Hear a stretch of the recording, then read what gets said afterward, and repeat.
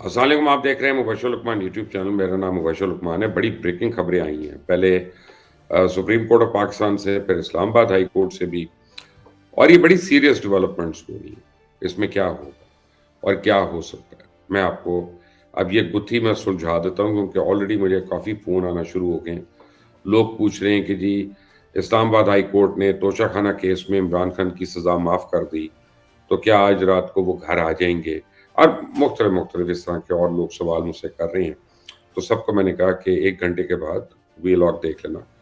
میں اس کو بڑے تسلی سے کوشش کرتا ہوں آپ کو سلجھانے کے لیے. سب سے پہلے آپ کو میں بتاؤں کہ اسلام آباد ہائی کورٹ نے توشہ خانہ میں جو اپیل تھی اس کو ایکسیپٹ کرتے ہوئے عمران خان کی سزا جو ہے اس کو معطل کر دیا.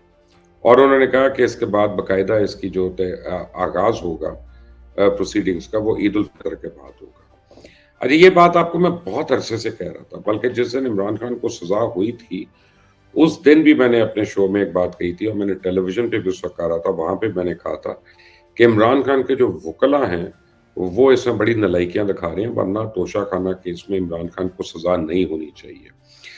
انہی سیکشنز کے تحت، کیونکہ اسی طرح سیشن کورٹ اسلام آباد نے مجھے سزا دی تھی، اور میں نے اسی سیشن کورٹ کو کہا تھا کہ جناب مجھے اتنا ٹائم دیں کہ میں سپیریئر کورٹ میں جا سکوں. تو انہوں نے 1 ہفتے کا ٹائم دیا تھا.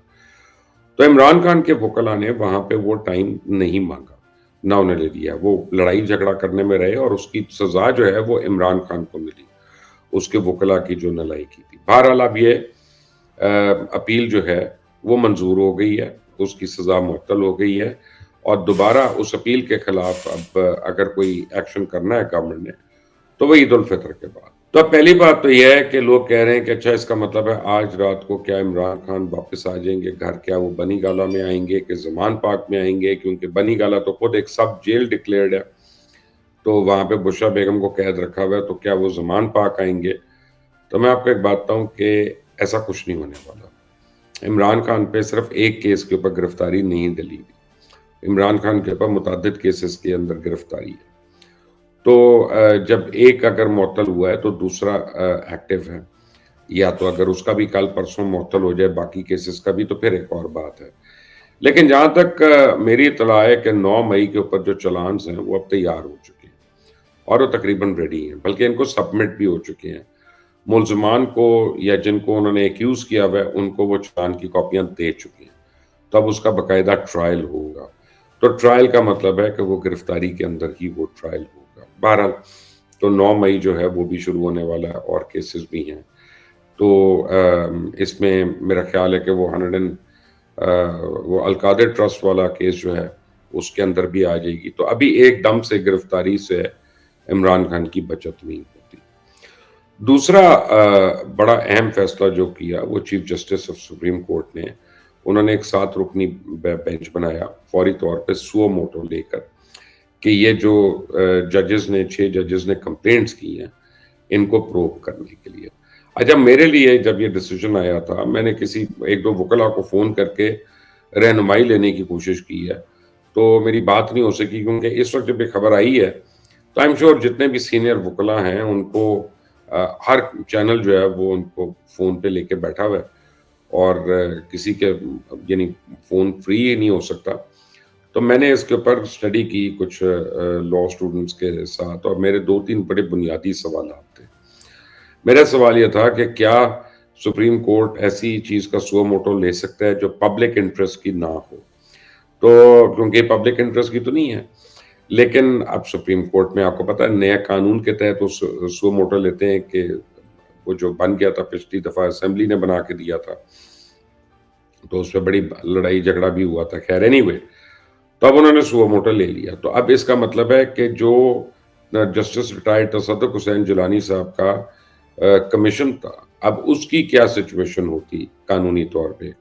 کیا وہ کمیشن ان کے ماتحت ہو جاتا اور تمام انکوائری کر کے سپریم کورٹ کو سبمٹ کرتا، اور پھر سپریم کورٹ جو ہے وہ اس کے اوپر فیصلہ کرتی؟ لیکن اب دوسری خبر جو تھوڑی دیر کے بعد آئی تھی، یہ پروگرام تو بعد میں آئے گا آپ کے پاس، لیکن خبر پہلے آ گئی کہ جسٹس تصدق حسین جیلانی صاحب نے معذرت کر لی اس کمیشن کی سربراہی کرنے سے. تو اب یہ بھی بڑی کلیئر ہو گئی ہے کہ اب نہ وہ کمیشن ہے نہ 9 من تیل ہوگا، نہ رادھا ناچے گی، تو وہ تو کچھ بھی نہیں ہو رہا وہاں پہ. تو اب یہ سو موٹو جو ہے اسی کے اوپر تمام نظریں مرکوز ہو گئی ہیں. اب اس کی کمپوزیشن جو ہے وہ بڑی انٹرسٹنگ ہے، کیونکہ اس میں کم از کم 3 ایسے آنریبل ججز ہیں جن کا ہم کہہ سکتے ہیں کہ وہ چیف جسٹس کو سامنے بیٹھ کے ڈس ایگری کر سکتے ہیں. وہ بڑے آرام سے چیف جسٹس کی جو سوچ ہے اس سے ڈس ایگری کر سکتے ہیں. تو ایسے میں اب یہ کیس ایک بہت ہی امپورٹنٹ نوعیت کا ہو جائے گا، اور اس میں وہ تمام ججز آئیں گے. جب وہ آئیں گے اور وہ ایکیوز کریں گے تو کیا اب یہ بینچ جو ہے وہ ڈیفنس منسٹر کو بلائے گا، ڈیفنس سیکٹری کو بلائے گا، یا D G I S I کو بلائے گا؟ کس کو بلائے گا وہاں پہ صفائیاں دینے کے لیے؟ اور اگر چیف جسٹس اس کو دوبارہ وہی جو ان کا ایک ہال مارک ہے جو ابھی تک انہوں نے پہلی باری شروع کیا، اس سے پہلے تو ہم نے نہیں دیکھا تھا کہ سپریم کورٹ نمبر 1 کی جو پروسیڈنگز ہیں وہ ٹیلی ویژن پہ لائیو ہو رہی ہوتی ہیں. تو اگر یہ لائیو ہونا شروع ہو گئی تو پھر یہ کتنا کوئی بدمزگی ہوگی اس سے اداروں کے اندر جو ہے مزید یعنی آپ سمجھیں کہ دراڑیں پیدا ہوں گی. یہ تو آپ کی سوچ ہے، میری سوچ ہے، ہم جتنا بھی سوچ لیں وہ کم ہے. لیکن یہ ہو رہا ہے، یہ لڑائی ہو رہی ہے، اور یہ اندر ٹگ آف وار شروع ہو گئی ہے. جو مجھے حیرانی ہے اس بات کی کہ آپ کو یاد ہوگا کہ ابھی تھوڑا عرصہ پہلے، یعنی 1 دن پہلے، اعظم وزیر طارق صاحب نے یہ کہا تھا، وفاقی وزیر ہیں، کہ جسٹس تصدق حسین جیلانی صاحب سے پوچھا گیا، انہوں نے حامی بھری ہے، تب ان کو اس کمیشن کا سربراہ بنایا گیا، ایک رکنی کمیشن جو تھا. آج انہوں نے معذرت کر لی اور ان کا جو خط ہے وہ سوشل میڈیا پہ بھی آ گیا. ایک تو میں اس پہ بڑا حیران ہوں کہ ہر ایک نے جس نے استعفیٰ دینا ہوتا ہے یا نہیں دینا ہوتا ہے یا کوئی شکایت کرنی ہوتی ہے، وہ اپنے متعلقہ ڈپارٹمنٹ کو تو کرتا ہے، لیکن ساتھ ہی سوشل میڈیا پہ ضرور ڈال دیتا ہے. تو اس سے پہلے کہ وہ اس ڈپارٹمنٹ میں پہنچے وہاں پہ، وہ خط یا ریزگنیشن جو ہوتی ہے وہ سوشل میڈیا پہ، واٹس ایپ گروپس وغیرہ پہ خود بخود چل رہی ہوتی ہے. کتنے کمال کی ہمارے ملک میں ایک ڈیولپمنٹ ہوئی ہے. تمام نارمز جو ہیں وہ ہماری ایک they gone out of the window. اب تصدق حسین جیلانی صاحب سے اگر پوچھا گیا تھا تو پھر انہوں نے یہ معذرت کیوں کر لی جب پہلے انہوں نے حامی بھری؟ کیا انہوں نے ٹیلی ویژن پہ دیکھا کہ ایک 7 رکنی بینچ بن گیا ہے چیف جسٹس صاحب کی سربراہی میں؟ اس کے بعد انہوں نے یہ سوچا کہ جناب میری اب کوئی گنجائش نہیں رہی تو میں اب اس کمیشن کو وائنڈ اپ کر دوں؟ یا اس سے پہلے بھی وہ 2 مائنڈز میں تھے اور نہیں کرنا چاہ رہے تھے، اور پھر اب now he is having after thoughts, second thoughts? یہ بھی ایک بڑی امپورٹنٹ چیز ہے کہ انہوں نے کیوں کر دیا. لیکن as we stand today is a day of confusions, اور یہ کچھ کنفیوژن جو ہے وہ سپریم کورٹ کی طرف سے آئی، کچھ کنفیوژن اسلام آباد ہائی کورٹ. بلکہ یہ تو نہیں میں کہنا چاہیے کہ سپریم کورٹ کی طرف سے آئی، نہیں، جو فیصلہ آیا ان کا، یا ان کا جو ایک آپ سمجھیں حکم نامہ آیا، اس کی وجہ سے ہم لوگ اب کنفیوز ہو گئے. اور یعنی صرف میں نہیں ہوں، اور بڑے لوگ کنفیوز ہو گئے ہیں. اور وہ یہ ہے کہ جناب اب یہ اونٹ کس کروٹ بیٹھے گا، اس کی پروسیڈنگز کس طرح ہوں گی، اور اگر ہوں گی تو کیا وہ لائیو ٹیلی کاسٹ ہوں گی؟ کیا ان پروسیڈنگز میں سابق سربراہان کو بلایا جائے گا جس میں فیض حمید ہیں، جس میں قمر جاوید باجوہ ہیں، یا موجودہ سربراہوں کو بھی بلایا جائے گا یہ پوچھنے کے لیے کہ اب ایسا کچھ ہو رہا ہے یا نہیں ہو رہا؟ all is not well. all is not well.